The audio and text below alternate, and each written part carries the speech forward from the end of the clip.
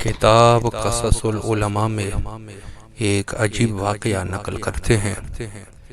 فرماتے ہیں کہ علامہ ہلی رحمہ اللہ تعالی علیہ ایک شب جمعہ زیارت امام حسین علیہ السلام کی نیت سے کربلا مقدسہ جا رہے تھے، اور وہ گدھے پر سوار تھے اور ہاتھ میں کوڑا تھا۔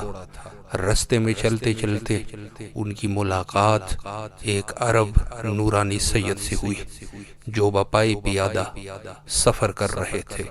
تو علامہ نے اس سید سے گفتگو شروع کی، اور کچھ دیر جانے کے بعد علامہ متوجہ ہوئے کہ یہ تو کافی عاقل اور دانا شخصیت ہے، تو لہٰذا علامہ نے ان سے علمی مسائل کے بارے میں گفتگو شروع کی۔ کیفیت یہ تھی کہ علامہ جب سوال کرتے تھے تو وہ سید نہایت ہی علمی طریقے سے جواب دے رہے تھے، جس سے یہ ظاہر ہو رہا تھا کہ یہ اعلیٰ درجے کے عالم اور فاضل ہے۔ یہاں تک کہ علامہ ہلی نے وہ تمام مسائل اس سید بزرگوار کی خدمت میں بیان کیے جس کے بارے میں وہ نہیں جانتے تھے۔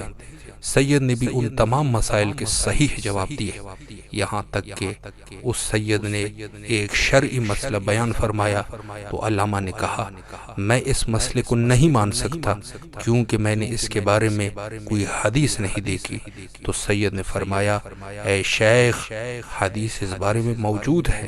علامہ نے کہا ہے وہ حدیث؟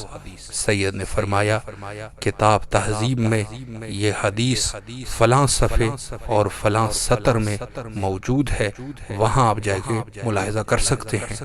علامہ کو شک ہوا کہ کہیں یہ عالم اور فاضل شخصیت وقت کے امام تو نہیں، تو اسی سوچ اور فکر میں انہوں نے اس سید سے سوال کیا کہ اے سید، کیا اس دور غیبت کبریٰ امام زمانہ علیہ السلام میں حضرت بقیت اللہ الاعظم اجل اللہ تعالی فرجہ الشریف کی زیارت ہو سکتی ہے؟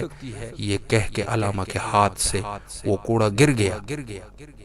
تو سید نے جھک کے وہ کوڑا اٹھایا اور علامہ کے ہاتھ میں رکھا اور فرمایا کہ اے شیخ، کیوں زیارت نہیں ہو سکتی کہ اس وقت آپ کے وقت کے امام کا ہاتھ آپ کے ہاتھ میں ہے؟ یہ سن کے علامہ گدھے سے فوراً پیادہ ہوئے اور اپنے وقت کے امام کی قدم بوسی کرنا چاہتے تھے کہ ان کے اوپر غش طاری ہوا اور وہ بے ہوش ہوئے۔